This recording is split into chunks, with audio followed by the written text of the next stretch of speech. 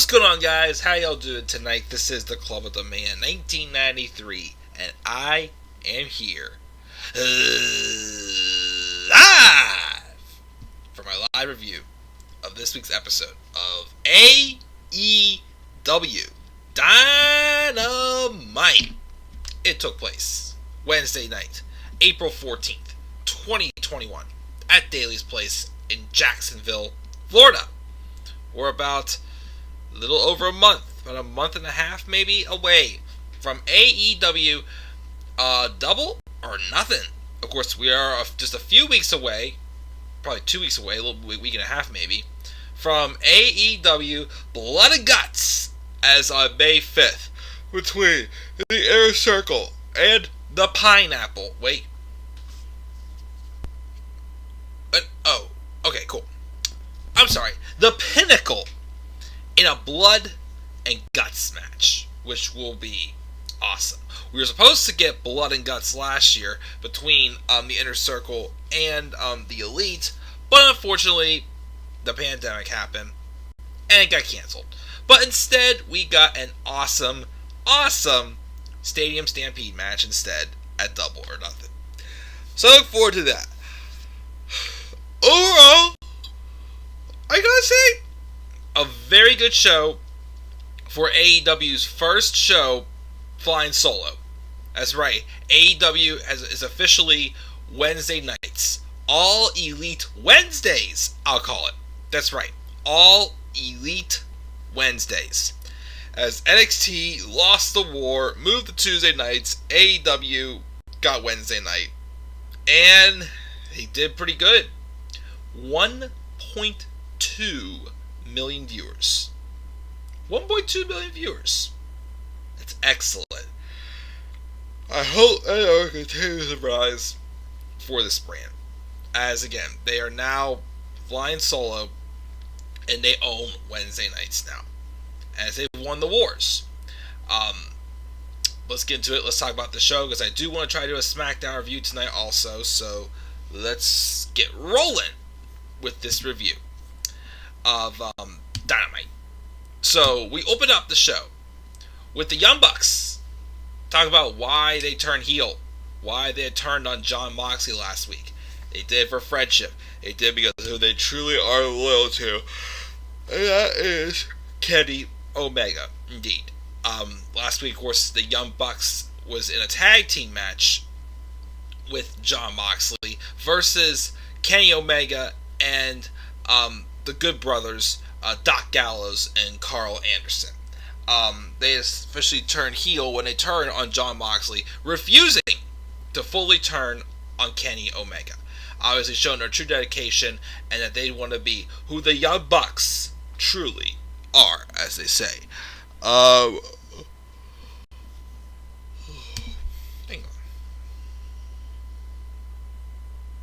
Kyle Schwartz with the Diamondbacks? Nationals, I mean?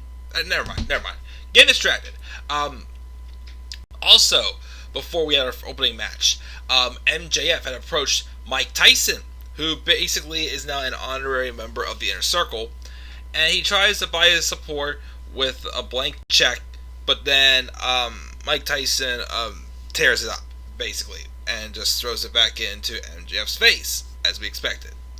The first match we had in this show was the AEW World Tag Team Championship match between the Young Bucks and Death Triangle's Pac and Rey Fenix.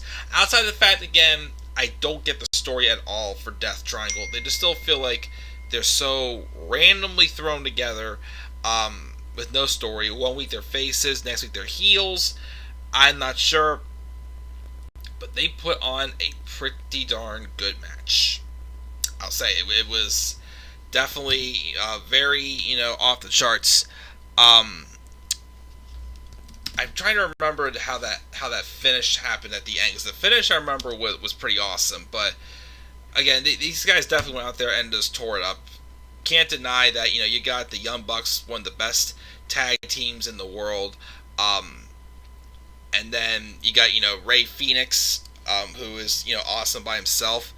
Now that Kalisto's on the market, Matches with Rey Fenix and Kalisto actually would be pretty darn dope. I also think Rey Mysterio and Rey Fenix would be an awesome match also. But of course, Rey Mysterio is still in WWE, even though the AEW did have plans if he did not re-sign last year. Of course, there was a time briefly where Rey Mysterio was working for WWE without a contract too, but that's what that is. Again, this match, the ending was a pretty sick counter. Pac goes for the Black Arrow. But then Phoenix was holding back Nick Jackson, but he was able to break up the pin. Jackson pulled his brother into the corner and makes a tag.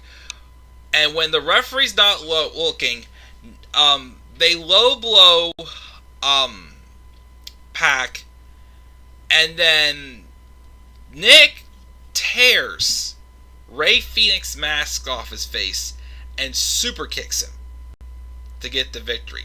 That was very class act, very pretty sweet, dope heel booking for the Young Bucks there. I actually thought that was pretty good. And yeah, just a great match. Like I said, Pac and Rey Fenix are definitely awesome, but the story of them still together as a team, still don't get it. But yeah, still an awesome match to start off that show.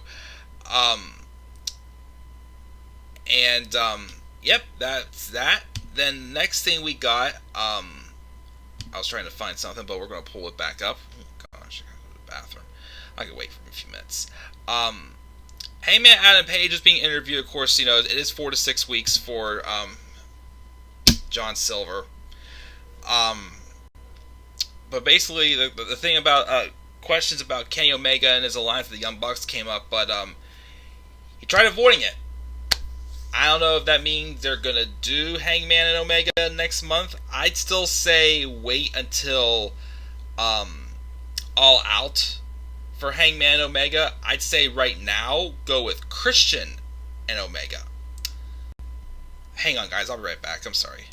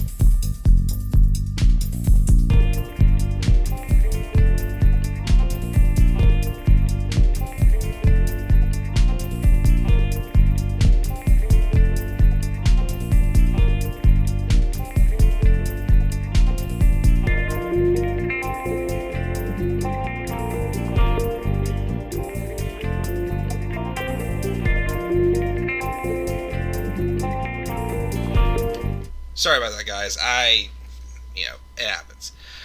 Anyways, so again, so we had so like I said, we were already kind of teasing Hangman Adam Page and Kenny Omega. But like I said, wait till All Out. Again, give Kenny, because Kenny's about to wrestle Rich Swann at Impact's Rebellion, I think it is.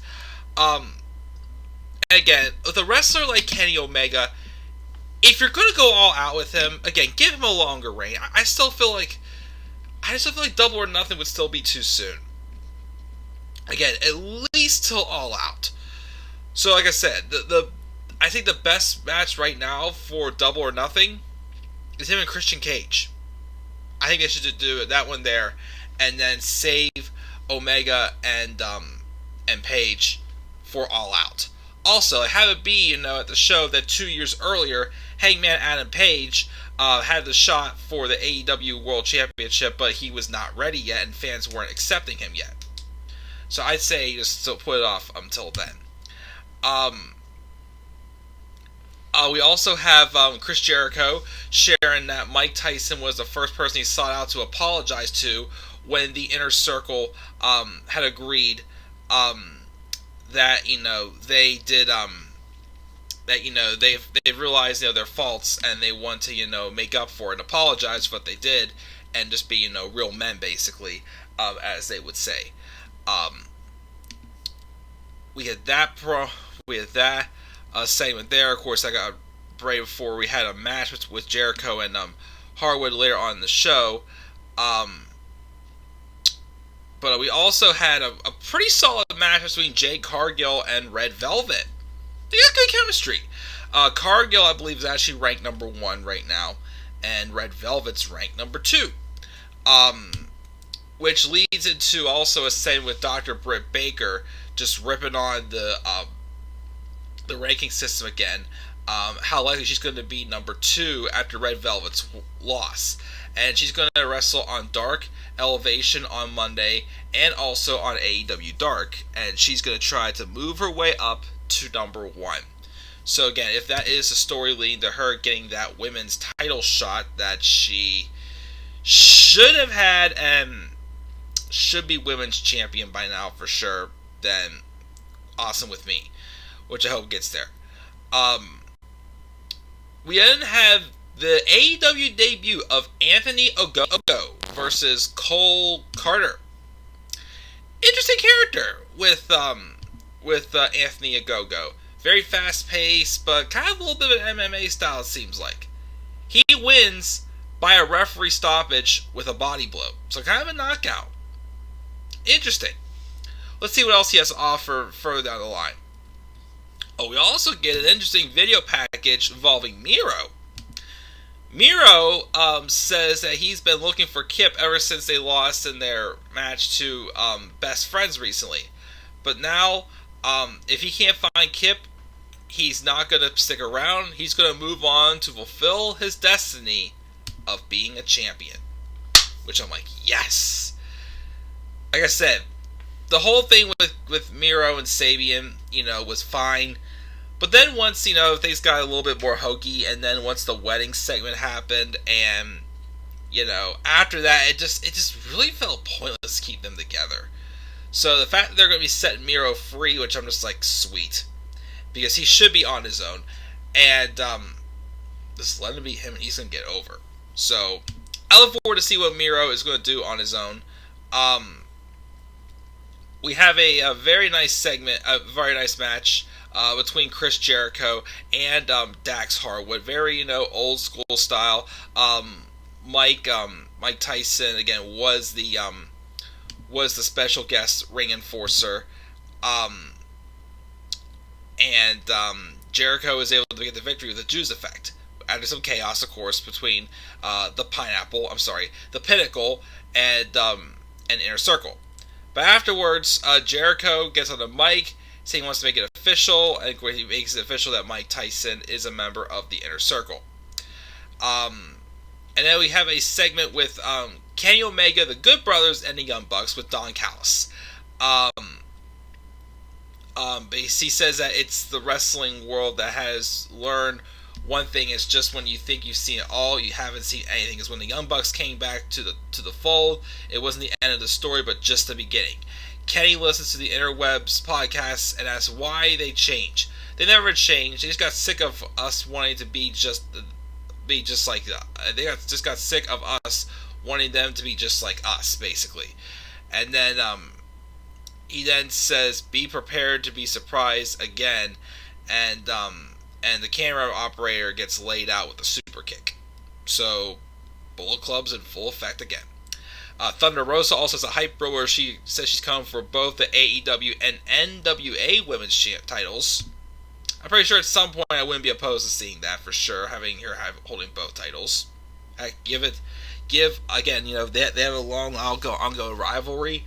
Give the AEW women's title to Britt Baker, NWA to Thunder Rosa, and at some point, title for title, which I think will be pretty darn good.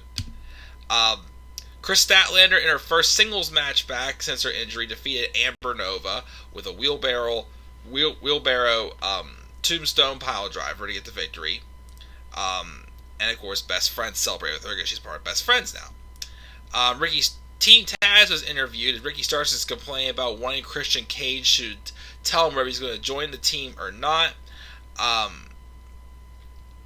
But Brian Cage agrees, and Taz tells him he needs to stay backstage, but promises that he, Hook, and Will Hobbs will take care of business. In which Christian Cage comes out and said they first going to issue an open contract challenge, but Team Taz demands an answer, and Christian basically tells him no, he's not going to join Team Taz. And Taz, like, this is the biggest mistake of your career. He never liked him, or his stupid buddy that carned him. And then Will Hobbs hits the ring and beats down Christian. And then basically they do a beatdown on Christian Cage, and they set up for a match next week between Christian Cage and Will Hobbs, which should be interesting, especially also with not to see Christian get another match, but also Will Hobbs as. Again, ever since he's joined, I think he's been out for certain reasons, I believe also, but ever since he's joined Team Taz, he hasn't been spotlighted as much as like Starks and Cage have. So this would be a good shot to give Hobbs, some type of a spotlight, some momentum going forward for sure. We get a video package hyping up next week's women's title match between Hikaru Shida and Tai Conchi, which I definitely think she deserves that shot. I've been very impressed with what they've been doing with Tai Conchi lately, making her more and more of a legitimate star. Making her feel like a bigger deal already than she in AEW, so I'm excited for that. In the main event, we had Darby Allin and Matt Hardy, TNT Championship, Falls Count Anywhere. This was another good match. Obviously, this kind of felt a little bit more very fitting, especially since I've always compared Darby Allin to Matt's brother, Jeff. So, them wrestling felt like they were brothers wrestling each other. There was a part in the match where it got a little bit chaotic because Matt Hardy's crew, the Private Party, Butcher and Blade, I believe, got involved. Out came the Dark Order and Sting. But Lance Archer came out to brawl with Sting as they're teasing a match between them. But then once they kind of got out of the way, though, things like, settled down, focusing back on the two of them, it got, very, crazy between the two of them. Hardy whipped Allen into the steps that he bounced off and over a barricade. There was a twist of fate hit on a chair, but that Darby Allin kicked out, which is the same move that actually had Matt Hardy get the pinfall victory over Jeff Hardy at WrestleMania 25. We did have a diving leg drop through the table. A couple other good near falls. We also have a monitor that was destroyed. And then the match ended up finishing as Darby Allin won by him climbing a scaffold and doing a coffin drop through the announce table, which was pretty sick. That is definitely, a Darby Allin Daredevil move there. But yeah, great finish and a great win for Darby Allin to retain against Big Money Matt Hardy. As far as who's going to dethrone Darby, I don't know. I mean, I'd say maybe Lance Archer, but he's in the midst of a feud with Sting right now. Most of the guys he's already beaten, unless they go with, maybe Shawn Spears. If that's a possibility of the Pinnacle, of course. But we'll see where that goes next. I mean, I thought maybe they would save Darby and Matt for Double or Nothing. I guess not, but we'll see where it goes. And that's my review, guys. That's my review of AEW. Again, sorry I bailed for a few minutes, but, if you gotta go, you gotta go. I gave the show a B+. Thought we had a lot of good things on the show, between the story with the Young Bucks, and Kenny Omega and the Good Brothers, and the Bullet Club. The tag match was great between them and Death Triangle. The stuff with Jericho and Tyson and the Inner Circle was good. The Pineapple Inner Circle and Mike Tyson, all that was good.